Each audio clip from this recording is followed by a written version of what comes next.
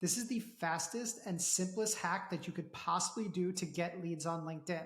The last time I did this, I got over 100 leads. So the first thing that you're going to do is you're going to head over to your LinkedIn home screen and you're going to click Start a Post. Then you're going to choose Create a Poll. All right? So the first thing that you're going to do is you're going to ask a question that relates to the services that you provide.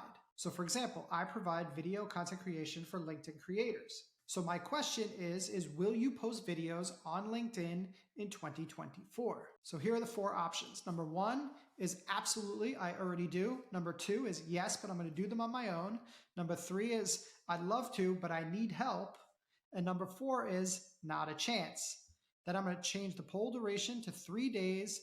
I'm going to click done. I'm going to throw a quick message up there, and then I'm going to hit post. So anybody that answers number 3, I'd love to, but I need some help. Those people are now leads, and I can reach out and DM them and find out how I can help. And that's pretty much it. It doesn't get any simpler than that. So if you are looking to grow your brand and get more clients on LinkedIn, hit the subscribe button for more quick 2-minute actionable videos just like this one.